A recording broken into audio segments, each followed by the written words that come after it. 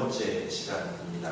7부 동선을 지나가고 있는 그런 상황인데 말씀 하나하나도 우리에게 주는 메시지가 있지만 디모데후서 전체의 내용을 한번 훑어보면 그 가운데 주는 메시지도 있습니다. 우선 디모데후서의 첫 번째 1장에서는 사도 바울이 자신의 마지막 편지, 유언처럼 디모데에게 마지막 편지를 쓰는 이유를 적었습니다. 복음과 함께 고난을 받아라. 디모데야, 예수의 제자로 그리고 복음의 일꾼으로 고난받으며 살아가라 하는 것이 디모데후서의 전체 내용이었고, 2장에서는 우리가 어떻게 복음을 위해서 수고할 수 있느냐라고 하는 것을 상세하게 설명을 했습니다. 그래서 세 가지 이미지를 중심으로 해서 군인과 운동선수와 농부 다 좀 힘들게 열심히 수고하는 그런 직업군이지 않습니까? 이런 직업군의 사람들처럼 이렇게 주님 위해 살아가는 것이고, 그리고 부끄러울 것이 없는 일꾼으로, 또 귀히 쓰는 그릇으로, 말씀을 잘 가르치는 종으로. 그래서 2장에서는 전체적으로 디모데가 어떻게 복음을 위해서 살아가야 되는가 하는 그런 이미지, 어떤 그림들을 중심으로 해서 2장에서 이야기를 해왔었습니다. 이제 3장에서는 디모데가 살아가야 될 시대에 관한 이야기입니다.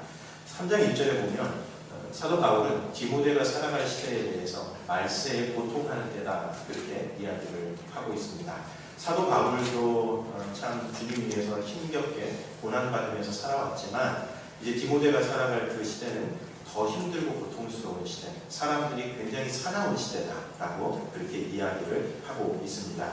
왜 그런가? 그것은 사람들이 세 가지를 자신들의 가치관으로 삼으면서 그걸 추구하면서 살아가기 때문이다, 그렇게 설명을 하고 있습니다. 그래서 사도 바울이 마지막 때 사람들이 사랑하는 것 세 가지를 이야기하는데, 자기를 사랑하고 돈을 사랑하고 쾌락을 사랑하게 될 것이다, 그렇게 얘기합니다.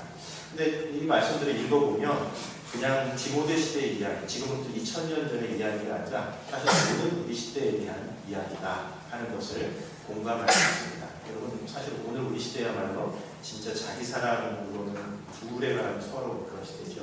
자기를 실현하는 것, 자기를 뭔가 개발하고 하는 것에 대해서 사람들이 온통 혈안이 되어 있습니다. 자기의 사랑하는 일이에요.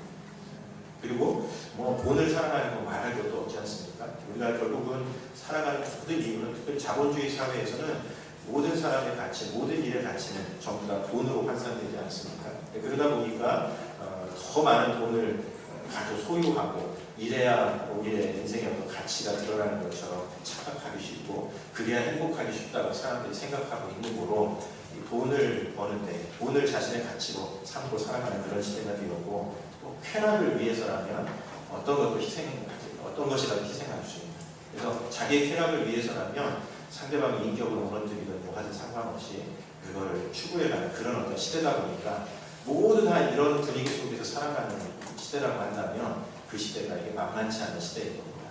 그래서 사도 바울은 디모데에게, 디모데야, 네가 살아갈 시대가 말세의 마지막 때인데 고통스러운 때가 될 것이다, 그렇게 이야기를 합니다. 그러면서 그 시대에 그리스도인들 가운데에도 병약한 어떤 신앙의 모습을 갖춘 사람들이 나타나게 될 텐데, 그게 두 가지 정도 설명을 했습니다. 첫 번째로는 죄와 욕심의 문제를 해결하지 못하는 것.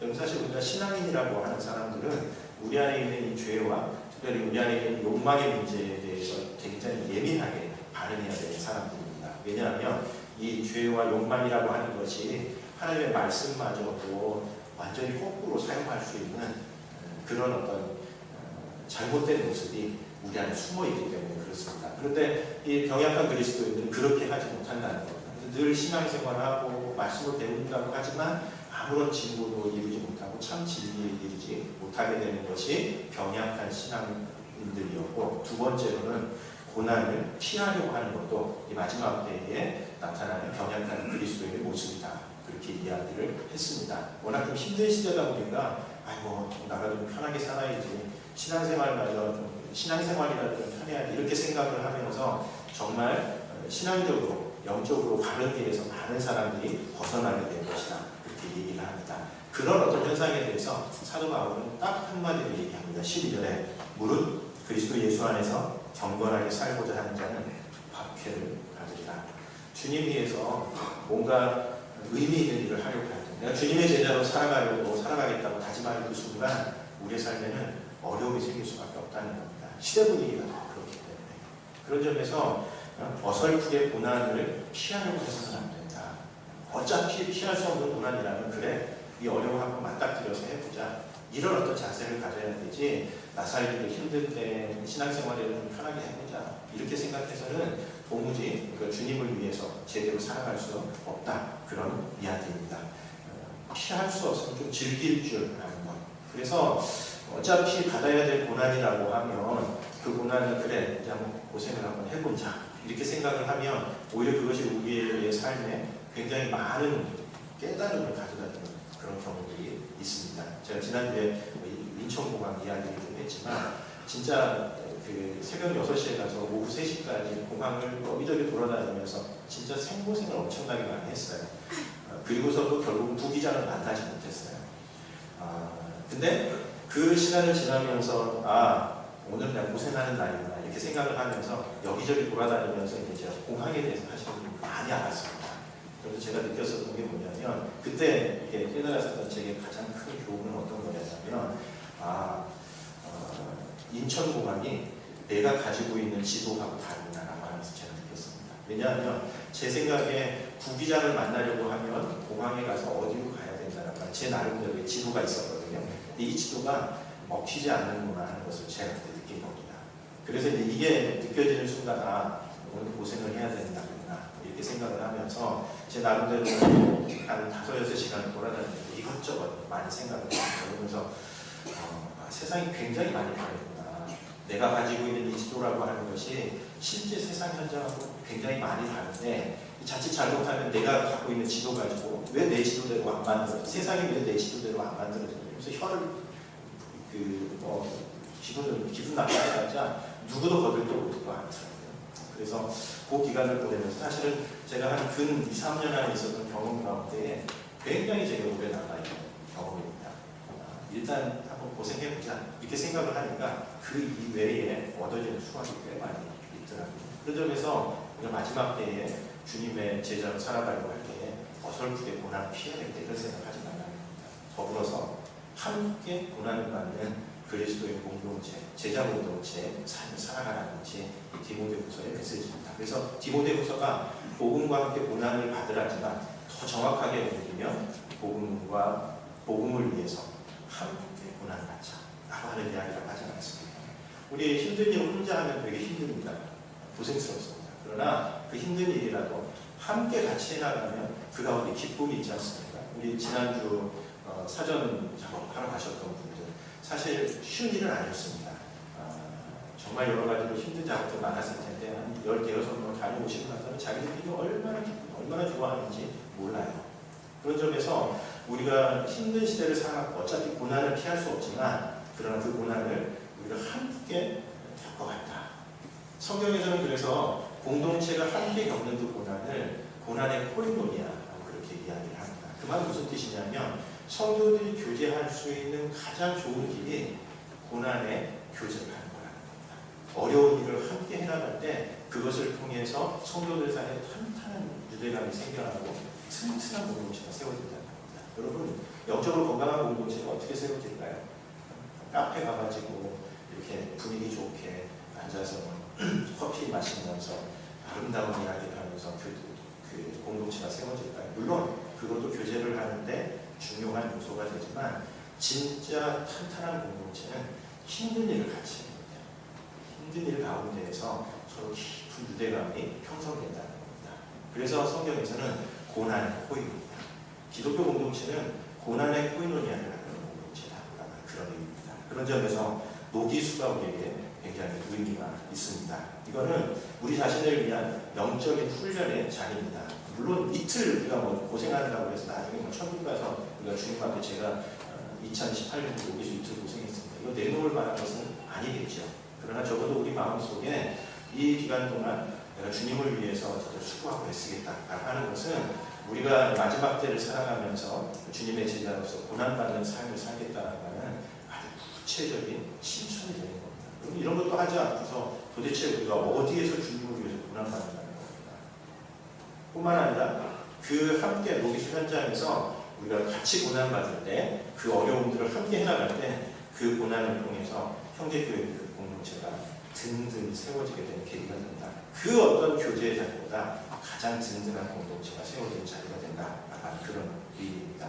그런 점에서 다음 주 금요일, 토요일 다른 거 계획 혹시 잡으셔도 약간 뒤로 하시고 고난의 현장을 함께 하겠다 이런 마음을 가지시고 신청서를 쓰셔서 나가시는 분들 내주시면 정말 감사하겠다 이런 생각이 듭니다.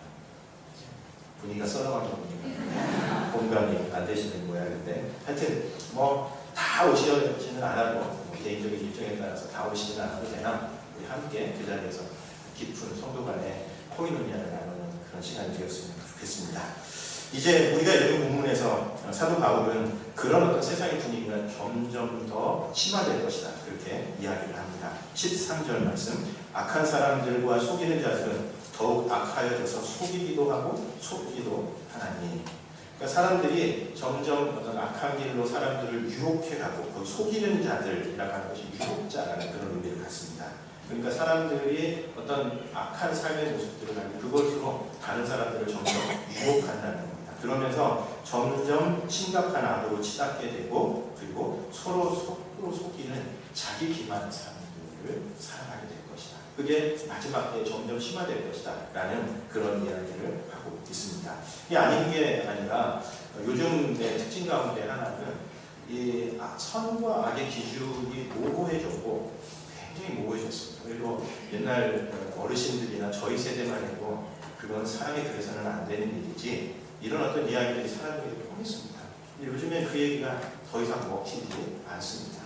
그러니까 사람이 어떻게 살아야 되는가, 어떤 게 사람다운 것이고 그렇지 않은 것인가에 대한 모든 기준들이 다 혼동스럽습니다. 이게 우리가 살아가고 있는 21세기의 현실입니다. 뿐만 아니라 그런 삶에 대해서 자기 스스로를 합리화하지 않습니까?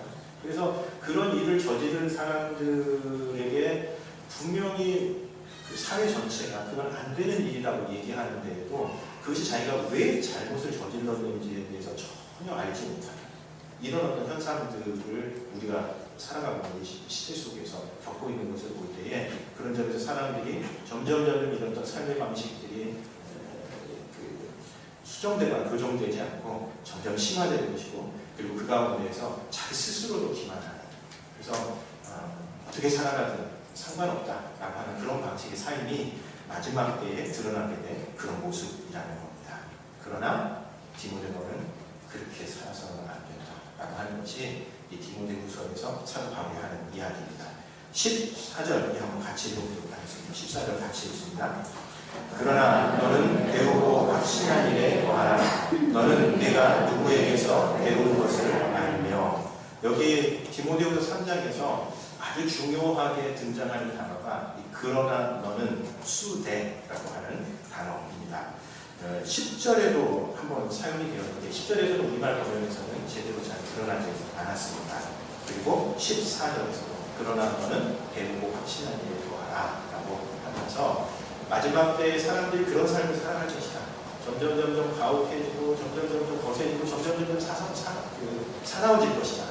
그러나 너는 마지막 때에 사람들이 점점 속이는 삶을 살아갈 것이고 자기 기만 가운데에서 무엇이 옳고 그른지도 판별하지 못할 것이다. 그러나 너는 이라고 하는 이런 어떤 삶을 가져가라고 이야기를 하고 있는 겁니다.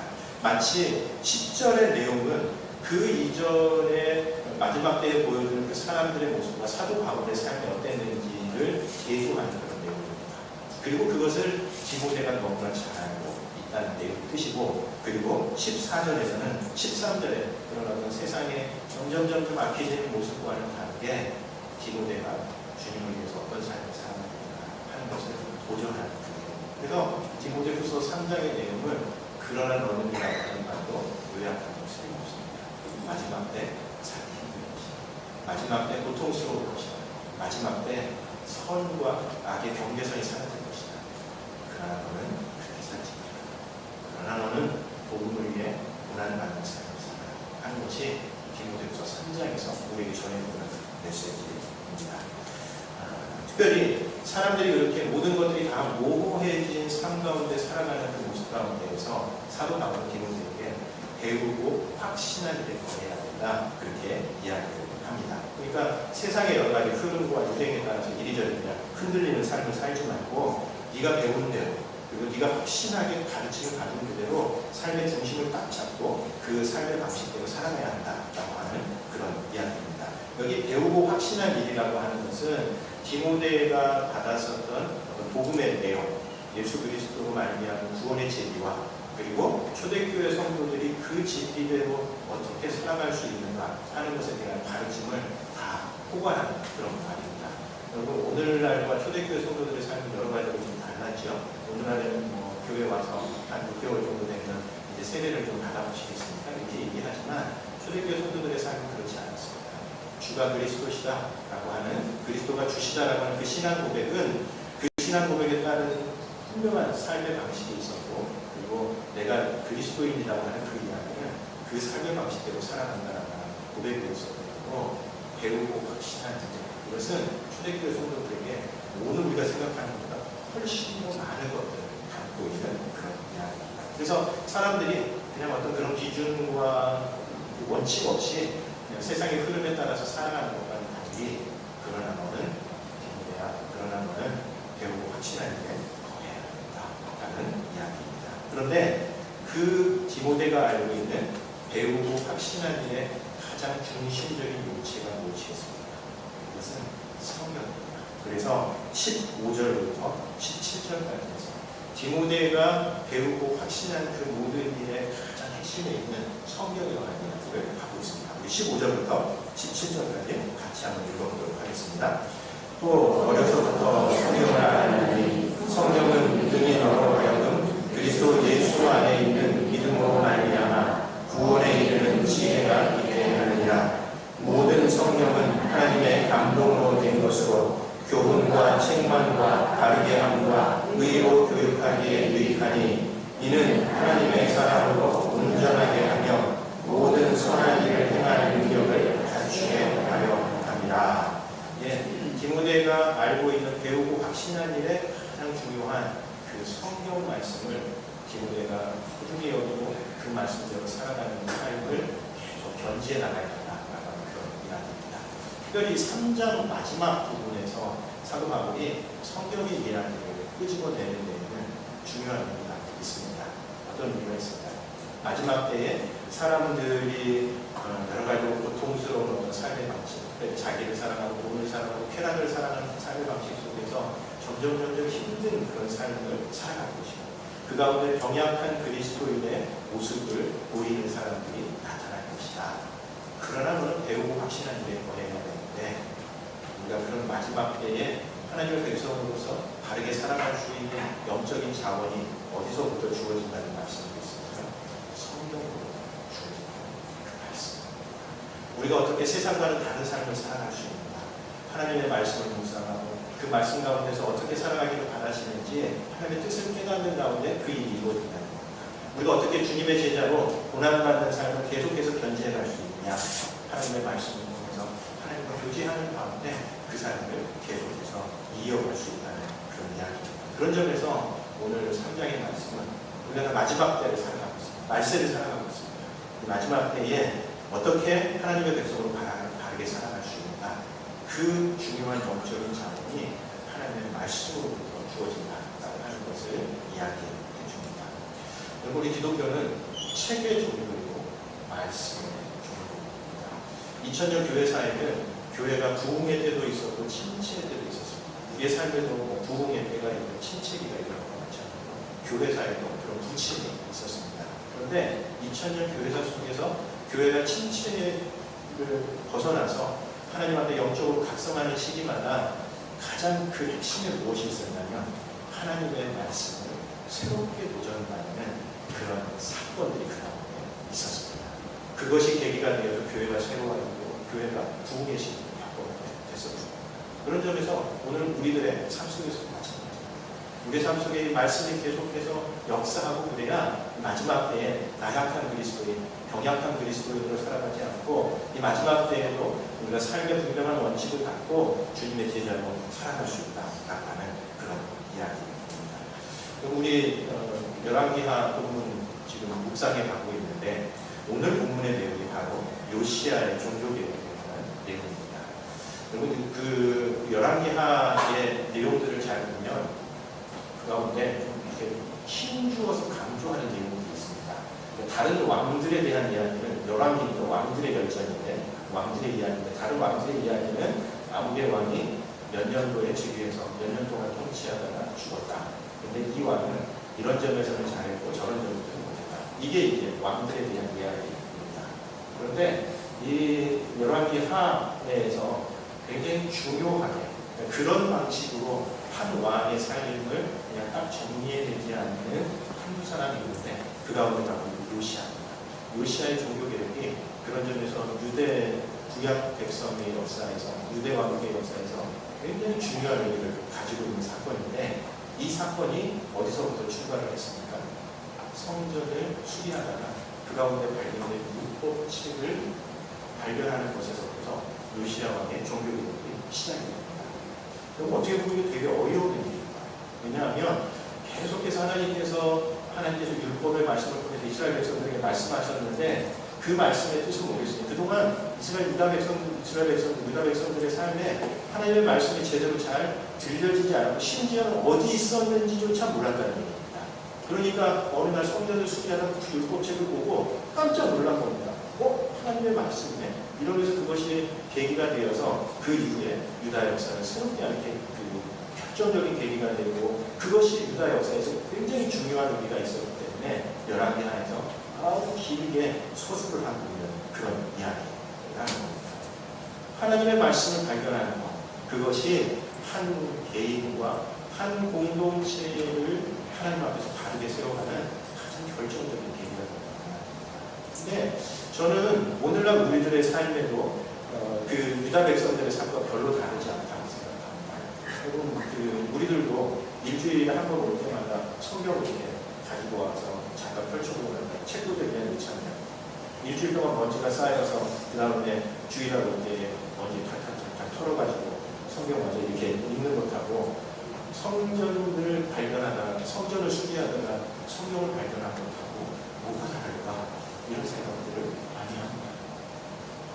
우리가 하나님의 말씀을 우리 개인이 묵상하는 삶, 하나님 앞에 그 말씀을 붙잡고 하루하루를 살아가는 그 삶을 살아가지 않는다면 하나님의 말씀은 우리들에게 아무 영향력도 발휘하지 못한다는 겁니다.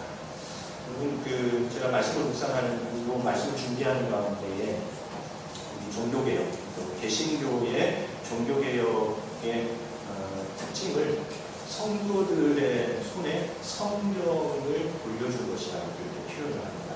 그러니까 그 이전에는 성경이 이렇게 해서 성도들의 삶에 있지 않았습니다. 초대교회만 해도요, 가장 소중한 것은, 왜냐하면 종이가 인쇄술이 발달되어 있지 않았기 때문에 양피지, 진짜 비싼 양피지에 아마 한 교회 공동체에 그런 거 한 몰이 있으면 진짜 많이 됩니다. 그래서 소중하게 혹시라도 파피루스가 떨어지지 않는다 이렇게 생각하면서 아주 소중하게 와서 한번 낭독한 줄. 이것이 종교개혁 이전까지의 신앙생활의 모습이었습니다. 그런데 종교개혁과 더불어서 인쇄술이라고 하는 것이 함께 개입되면서 성경을 성도들의 삶에 되돌려준 것이 이게 종교개혁의 가장 중요한, 오늘 개신교의 가장 중요한 요소가 됩니다. 여러분, 왜 성도들의 삶에 성경이 하나씩 다 붙잡혀 있습니다? 왜 그럴까요? 이 말씀을 개인적으로 읽고 묵상하는 것입니다.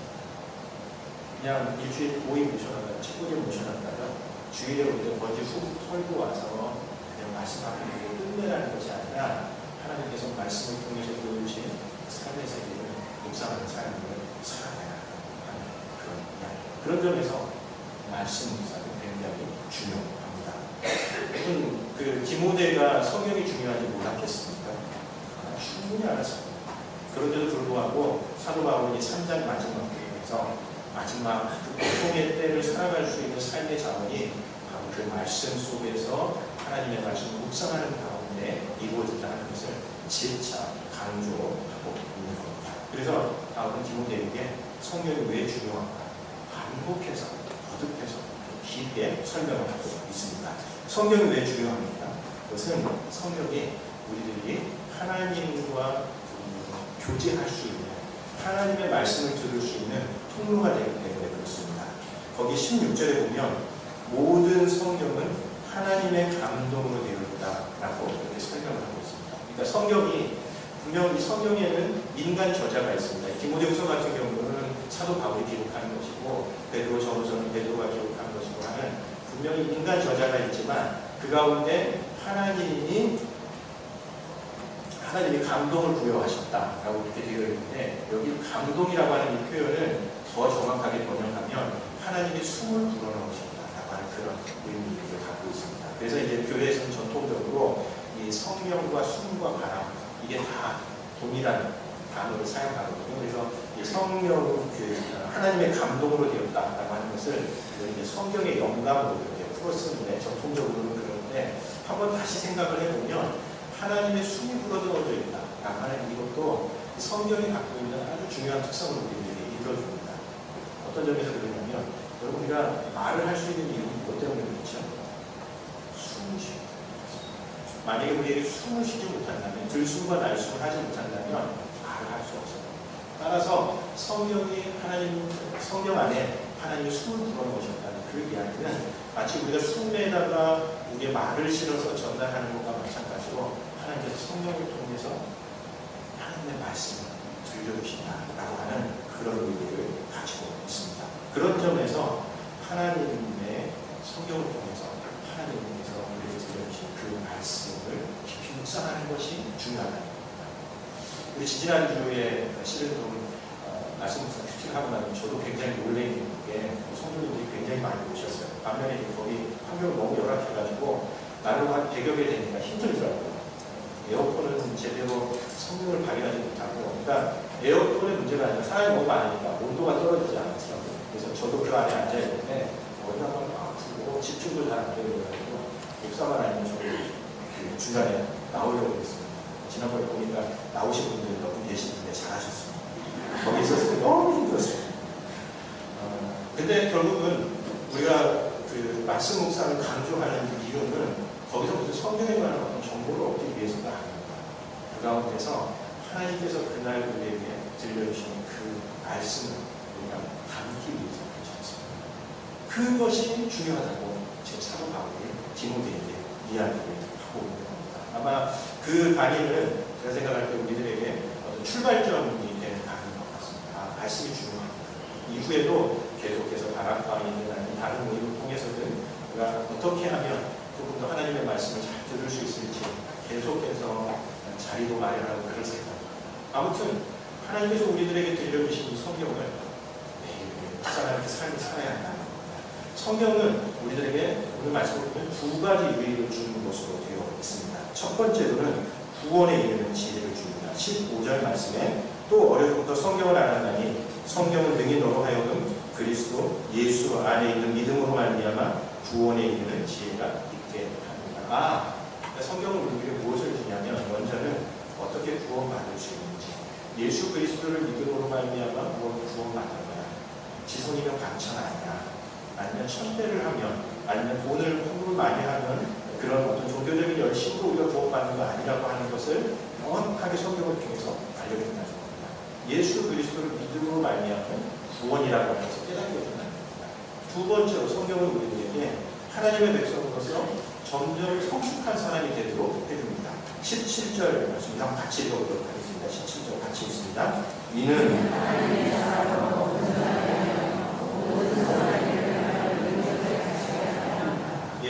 성경이 우리들에게 준 두 번째 유익은 하나님의 사람으로 온전하게 만들어준다는 겁니다. 여기 온전하게 만들어준다는 이 말은 완전한 사람이 된다든지 완벽한 사람이 된다든지 그런 의미가 아닙니다. 성경에 가끔 온전하다라고 하는 얘기가 나오면 성숙하다로 오늘 말 풀어주면 더 정확한 말이 됩니다. 그러니까 하나님이 그 말씀 가운데서 우리와 교제하는 가운데 우리가 조금씩 더 성숙한 사람들이 되어나가는 겁니다. 그래서 조금 성숙해가는 가운데 하나님께서 맡겨주신 그 일들을 능히 해나갈 수 있는 그런 사람들이 되는 자리에까지 가는 것. 그것이 하나님께서 오늘 우리들에게 주시는 말씀을 통해서 주시는 유익이라는 겁니다. 그런데 이 말씀을 보면 좀 재미있는 구조로 되어 있습니다. 15절에서는 우리들에게 구원에 이르는 지혜를 주고 17절에서는 우리들에게 하나님의 백성으로서 어떻게 성숙한 사람이 될 수 있는가 하는 것을 설명을 하는데 여기서 우리가 구원받은 하나님의 백성이 되어서 그 다음에 성숙한 하나님의 백성으로 되는 이 과정이 16절에 나와 있습니다. 16절도 한번 같이 읽어보겠습니다. 모든 성경은 하나님의 감동으로 된 것으로 교훈과 책망과 다르게 함과 의로 교육하기에 유익하니. 성경이 어떻게 한다고요? 첫 번째는 교훈합니다. 가르쳐줍니다. 그리고는 꾸짖습니다. 잘하죠. 때목에 살면 아주 엄하게 꾸짖는 말씀을 들려주십니다. 그리고 우리를 바로 잡아주시고 그 과정들을 통해서 의로 조금씩 교육하는 이 과정들을 통해서 우리가 조금씩 하나님의 백성으로 성장해가고 자라갈 수 있도록 하는 것. 그것이 하나님께서 말씀을 통해서 성경을 통해서 우리들에게 해주시는 그런 유익이라는 것. 그러니 마지막 때에 이런 혼탁하고 힘들고 어려운 시대에 우리가 어떻게 하나님의 백성으로 우리의 삶의 목표와 방향을 바르게 설정하고 살아갈 수 있는가. 하나님의 말씀을 매일 묵상하고 그 말씀 속에서 하나님과 교제하고 하나님과 만나는 가운데에 우리가 조금씩 성장해 가게 될 때에 그 과정을 통해서 우리의 삶을 하나님께서 다듬어 가신다. 그런 이야기입니다. 그런 점에서 오늘 말씀은 우리들에게 하나님의 백성들이 하나님의 말씀을 읽을 때에 그 가운데 기쁨이 있을 뿐만 아니라 아픔도 있다는 것을 이야기합니다.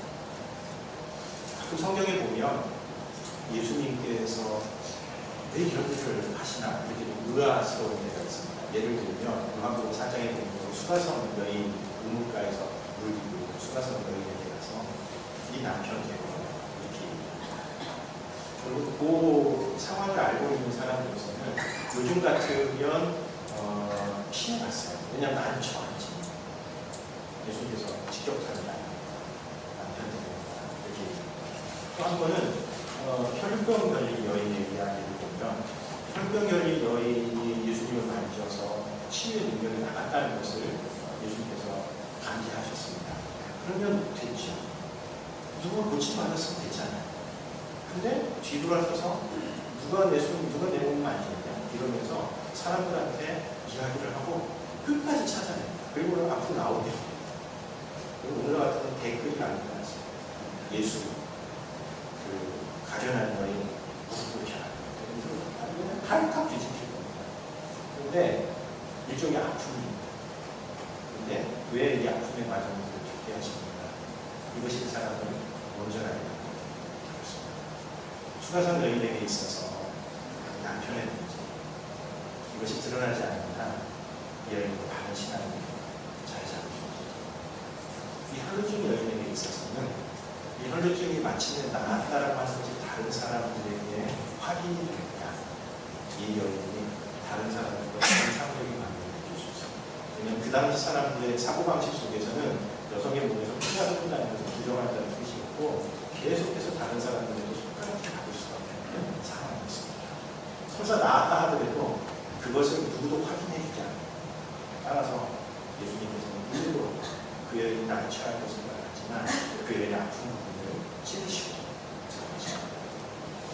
하나님의 말씀을 묵상하는 삶 가운데 기쁨이 있습니다. 우리에게 들려주신 기쁨이 있습니다. 그러나 그 가운데는 아픔이 있습니다. 우리의 숨겨진 죄를 드러내시는 것이고 우리 안에 들어있는 은밀한 경쟁의 시 이런 것들을 우리 안에 드러내는 목회하시면서 이를 참 아프게 만드시고 하십니다. 그러나 그 모든 과정을 통해서 하나님께서 우리를 조금씩 성숙해 성장의 과정을 만들어가신다라고 하는 그런 이야기입니다. 여러분 우리 마지막 때 살고 있습니다. 다 힘들고 고난하시다. 그러나 그렇다고 해서 고난을 피하는 삶을 살지 말라고 이야기합니다.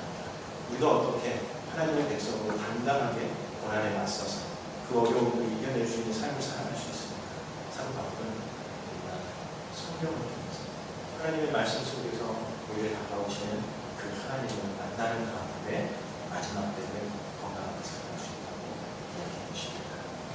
돌아오는 한 주간 우리에게 주어진 성경 말씀 매일매일 묵상하는 가운데 하나님의 백성을 살아가시는 교우님들 되시기 바랍니다. 기도하겠습니다. 주님, 저희가 참 많이